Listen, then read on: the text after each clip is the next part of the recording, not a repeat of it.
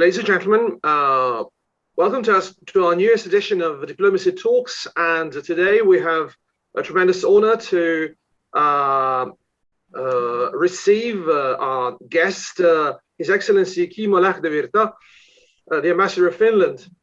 Welcome and hello. Hi, thanks for having me. I'm really fine today because I really hate hot weather, and that's why the people joke with me that I'm a little bit Finnish. And I spent 2 weeks in Finland during my practice, so I know how to pronounce names and how to read Finnish. So it's always a pleasant memory when I have to read something in Finnish, like your name, Lähdevirta. And people usually don't accentuate the words and the first syllable and the names. So you have Nikkenen and stuff like that, you know. And we all know that it's Nikkenen. And but okay, if the people watch us, we will educate them a little bit. So. This is Kimmo Lähdevirta, Ambassador of Finland. This is his proper pronouncing of his name. So, Kimmo, I would like to ask you one thing first. A lot of things happened. During the last couple of weeks in Afghanistan and everywhere else. So I think that the countries like Serbia are really important once again, like neutral countries in the world. Now we suddenly have somehow how should I say, bigger weight in the international community after all these clashes of interests in the world. So we have been neutral countries since the World War II. You've been fully neutral. We were non-aligned, Yugoslavia, and we had excellent relations from 1945, even from 1918, from the beginning of the Finnish independence. The only little misunderstanding is about the Kosovo question, but basically we have really good relations. That's how I feel. Can you assess the relations for us? Yeah, thanks. This is certainly something that I very much agree with you, and really relations between our countries are traditionally very good indeed, and continue to be so, and there are no open issues between our two countries. We also have, for example, very good cooperation with the Serbian embassy in Helsinki. And really, our main priority here in Belgrade is to support Serbia on its EU path, because we really are a strong advocate of EU enlargement. And so therefore we see it as natural that Western Balkans countries should be in the Union. But on the other hand, this can only happen when membership criteria are met. And I think most importantly, candidate countries must show strong political commitment, and also acts need to follow this commitment. But as you mentioned, just like Serbia, Finland remains a militarily non-aligned country, being one of the few countries in the EU in this position. But as an EU member country and a close partner of NATO, politically we are not neutral anymore, but part of the West. But coming back to the Finland-Serbia relations, this is, I think, something that we hope to develop further, of course, when the situation with COVID stabilizes. And for example, high-level visits would be something that would be good to have again. And of course, business travel and contacts between citizens as the situation allows. Yes. About this neutrality, once again, okay, we all want to join the European Union, and this proves to be really hard during the last 15 years, 14 years, from Bulgaria, Romania, who were rather how should I say, poor in a way when they started. Now they're a little bit better. Croatia was the last one, and nothing happened during the last 8 years. So the people are a bit losing faith during all these crises and stuff. But we want to join the European Union, but yet to remain neutral. The way to be democratic and become rich. Of course, that's what everybody wants. And Finland did the job among the best in the world, because it was a rather poor country in 1945, for example, relying on wood and everything, raw materials, but in the course of time became a really, really technological giant, should I say. And now the sophisticated technologies are synonymous with Finland. It was like a challenging task, you lived next to a giant, sleeping with a bear, it was first the USSR, now it's Russia, but you showed a tremendous amount of wisdom, to live through all these difficulties, calm attitude, equilibristic capabilities, and I think we need them too now, because there are a lot of clashing interests in the world, especially in the Balkans. Everybody wants a piece of cake, piece of pie, and we try to be as wise as possible. Is there any kind of advice that we can receive from Finland during your great path that you acquired during your great path? Well, I guess our leaders, let's say, respecting the power vested in them by the citizens, have been wise enough to think what's good for the people in the long term. And of course, there's always a certain amount of conflict in society, and somehow I feel that democratic policies should always be seen as the best way to manage this conflict within societies, and to keep the tensions down, and to consider everybody's interest. But as you pointed out, during the Cold War, indeed, Finland sort of had to keep its calm. But today, of course, the EU offers us a strong backbone. And even though we are not neutral anymore in the traditional sense, I would say that most Finns would agree that being part of the EU has made us freer than ever before, because we can travel and work and get deliveries from abroad easier than before. And also at the same time, I think European integration contributes to the security of Finland too. We know that we would not be left alone if a crisis would arise.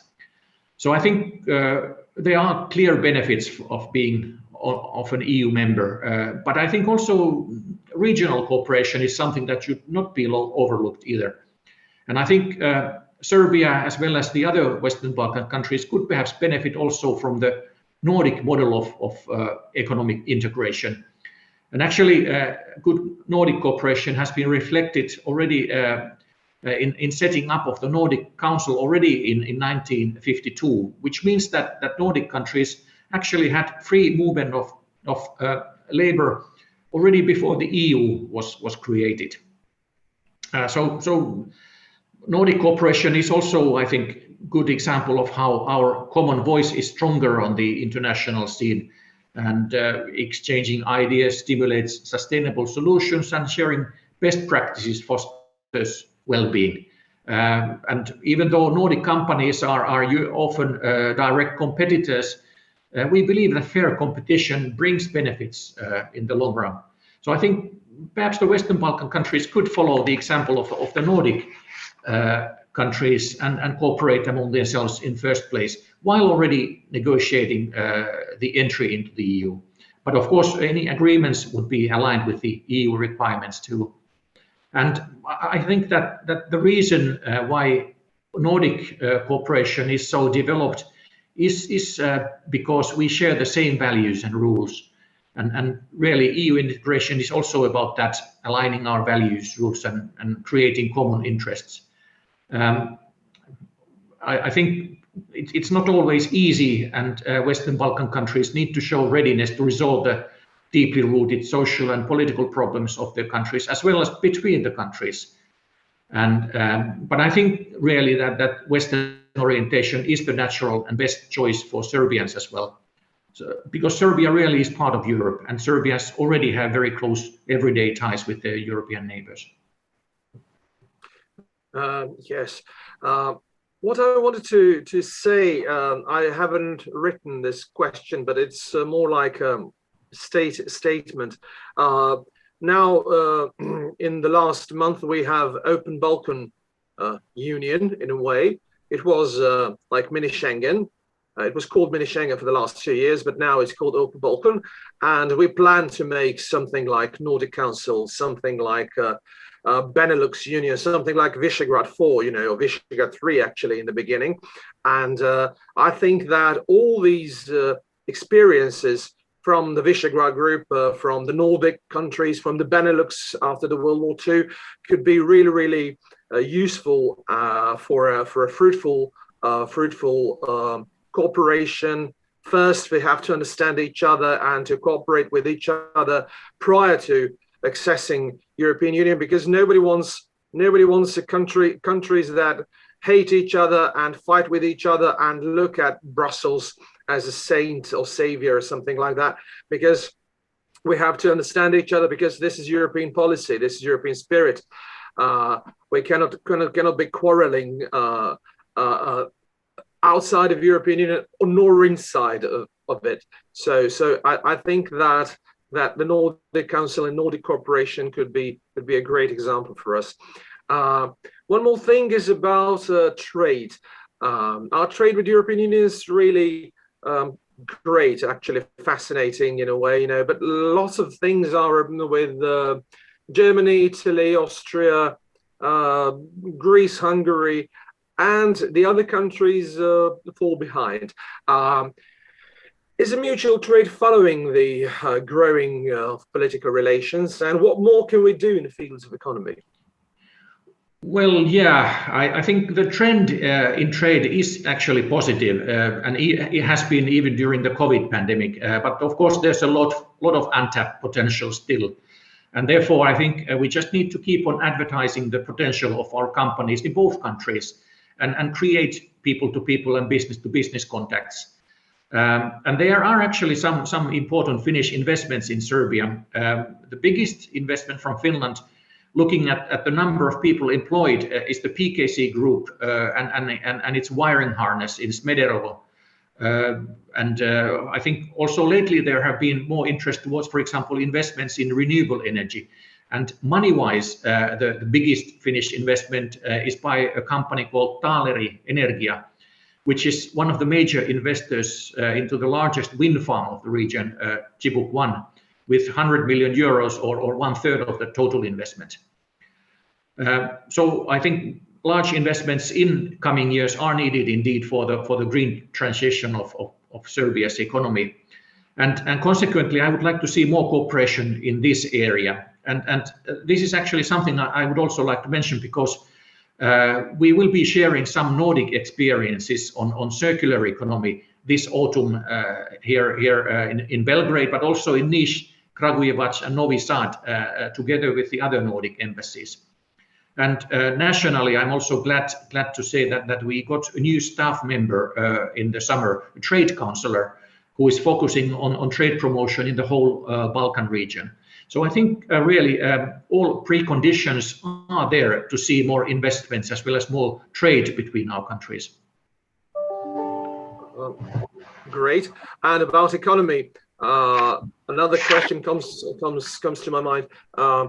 Finland helped Hungary during the 90s and the noughties as a brother country, like Finno-Ugric country, to implement the solutions of Finland, or Estonia. Finland's helped Estonia as a brotherly Finnic country to implement all the high-tech solutions and high-tech industry and everything. I think that maybe the advice in this part of the economy could be really helpful, and I would really urge our companies to start cooperation with the Finnish high-tech companies to see how the transition from the industrial economy to post-industrial economy can be done smoothly. If you have something to add, I mean, about this transfer of knowledge from Finland to Estonia and Hungary, your two closest in a way, ethnic way, closest countries in European Union. How did it go? Well, I think Hungary is one case, but I think more important case from our point of view is perhaps Estonia, because it's really the closest neighbor in many ways, and really Helsinki and Tallinn are almost like a twin city nowadays, and there are so many people well, at normal times going between those two cities and between our countries, that the economies are to a large degree really integrated already. And I think EU membership is something that has really made this all possible. So that has been the crucial factor here. Tell me one thing. How much do you understand Estonian language? It was always a puzzling thing for me, but I never met someone. I mean, during the last, I don't know, 18 years since I left Finland. How much do you understand Estonian? How much do Finns and Estonians understand each other? I see that the languages are very close, but I mean, your personal opinion for our viewers.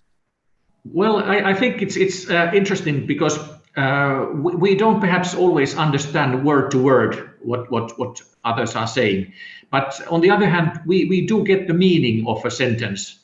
And there may be some let's say words that have completely opposing meanings, for example, which doesn't make things easier, but nevertheless you can get the gist of what the other person is saying.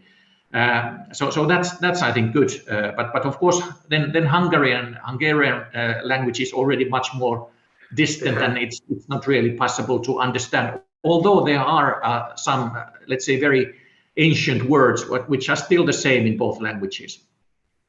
Yes, I noticed. I knew a little bit of Hungarian, and I know that viis is water and vesi is water in Finnish. So Indeed. It was like, yeah, you can understand it. And the closest language to Finnish is Karelian, isn't it? Indeed, that's right. That's right. Yeah. Great. A little bit of ethnology and culture, linguistics, and. Next question is: Finland taught the world a lesson in tolerance 100 years ago. That's actually the story I repeat so many times, even in my columns and my political analysis. You recognize two official languages, Finnish and Swedish, in 1918. You have two official religions, Protestant, which is 90-something%, and Orthodox, which was like 10% at the time. You never removed any past movements, how should I say past movements, let alone buildings. Yeah, I mean, the statue of Russian emperor and something like that, or the Swedish things, remnants of the past countries. It seems that you're a kind of a model for the rest of the world. You have all those layers of civilization, and you never remove anything, and you just build upon the past, and that seems to be great. Many nations created after Finland did not follow the path. They used to destroy everything and start building new thing. How can we silently, I mean the Finnish people, silently teach the world to be more Finnish in a way? Because I think it's the most perfect nation building that I've ever seen in Europe, at least. Well, thank you for that, and of course this is a difficult question, really, but because I think dealing with history is often painful, and there are still some unhealed wounds also in Finland from our brutal civil war in 1918, and then of course from the Second World War too. But I think really that being future oriented perhaps has been the key for Finland in overcoming some of these tragedies. And of course, history should not be forgotten, but I think we also must accept that past cannot be changed. So therefore, focus should be in the future, how to make it better for all. And I would also say that perhaps inclusion of all groups in the society is of great importance, as we saw in the 1920s and 30s, for example. We are proud to have been one of the front runners, for example, gender equality. But on the other hand, we have not been perfect either. Looking, for example, on how our indigenous Sami population was treated only a few decades ago. So one just has to admit the mistakes and learn from them.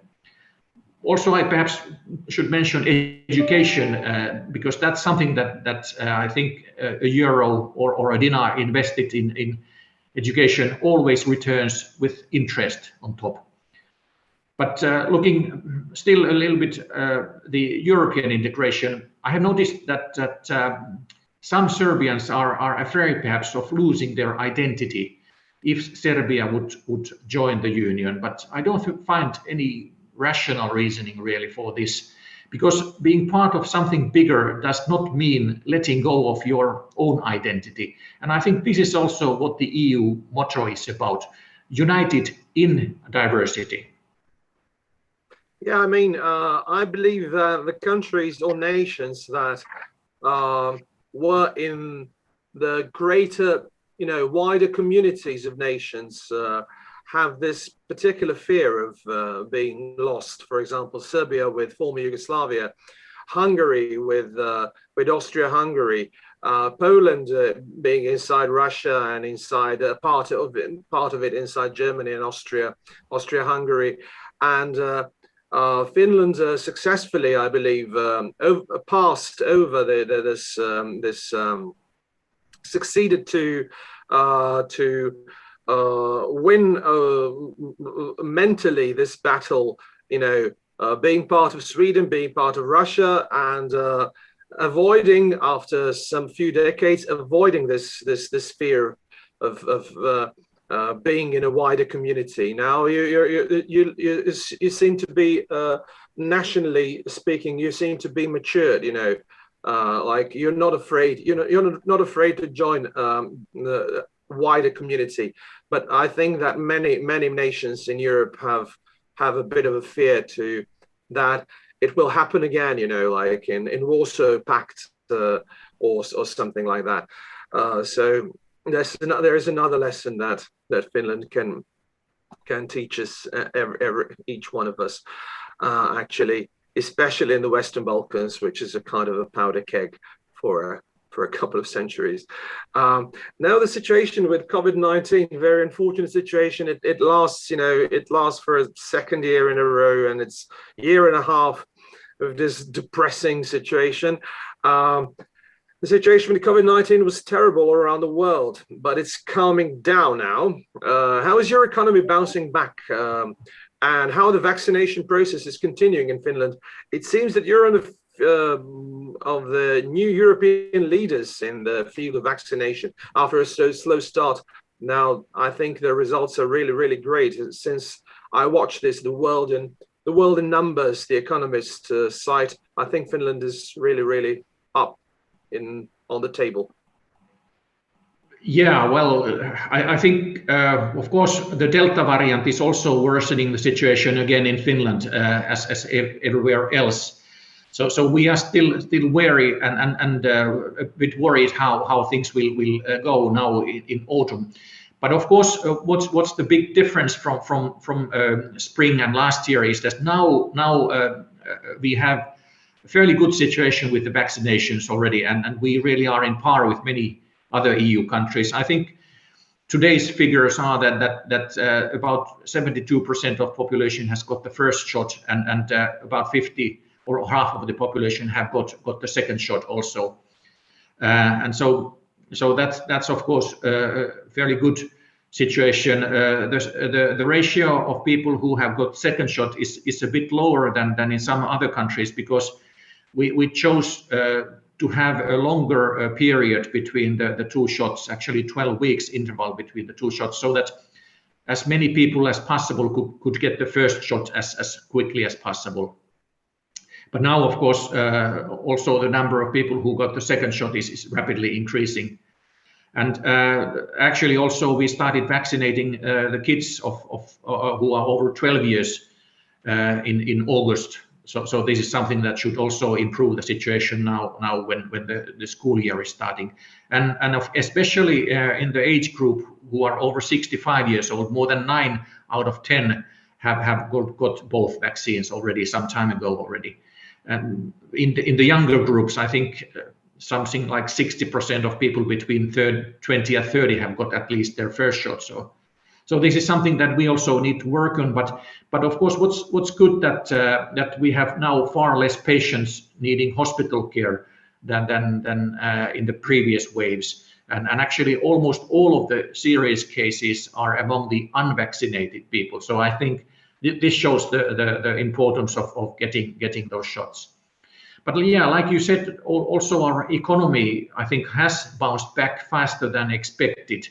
And for example, we have seen record employment rates this summer, and also our gross national product is again recovering from the slump that we got last year. So I think things are moving in a good direction, but we still need to be careful. Great. And do you think about the third shot? Now everybody's talking about that, like a booster vaccine. Yeah, indeed, and especially those, let's say, people with chronic diseases and other vulnerable groups. So that's something that's already being done, and for the rest of the population, it's still being considered. Yeah. What would be a good timing for that? I think perhaps not quite yet, but sometime in the future, yes. We have some problems here in Serbia, in Croatia, in Bulgaria, everywhere. It's problematic that the younger people avoid being vaccinated. Have you got the same problem in Finland? I don't know why, but they seem to be very confident. Like I'm too strong to get ill seriously, so they ruin the percentage of vaccinated people. Yeah, we have a bit of the same problem also in Finland, and that's something that we too are trying to work on how to improve the willingness of also youngsters to take the vaccination. Because, like you say, even though the disease might not be so deadly or dangerous to themselves, it's very important that also younger people take the vaccination to protect other people. I think that's the clue. As in wearing a mask, it's not just to protect yourself, but especially to protect others. And I think that's something that people would need to realize. Yes, it's true. And the last question is cheerful. I mean, this was a rather gloomy question, but now is going to be a cheerful question about culture. And Finland is really like a superstar in rock music, in pop music. I mean, almost everybody knows about Lordi or him, Ville Valo, and I think Nightwish is Finnish too. And lots of Finnish bands are popular. Or have been popular during the last 20 years. Maybe before that, Sweden was a superpower, but lately, with a little bit a darker overtone, Finland took over, and now we all love and know Finnish bands. We know Aki Kaurismäki and his films and his brother, and we know quite a lot about Finnish culture. And one thing that I have as an idea to bring our nations closer in culture is that I live in Vojvodina, and it's very flat. It's very like Finland, and we don't have many opportunities for skiing. But I really wanted to do Nordic skiing, because I think it's ideal for the north of Serbia, and we can. I even proposed. I even proposed to Pertti Ikonen, to your predecessor, that the Nordic ambassadors should like a little bit promote it, because I would really love to see clubs everywhere, and to engage with sport, because it's like one of the healthiest sports for all of the whole body. And have you got any ideas to further promote the cultural cooperation and cultural closeness of two countries? Well, I think first of all, I think Nordic skiing is certainly a very good sport in many ways. That is something which is actually one of the healthiest ways of exercise, and really suitable for anyone after a few hours of practice. So that's I think is excellent, and something.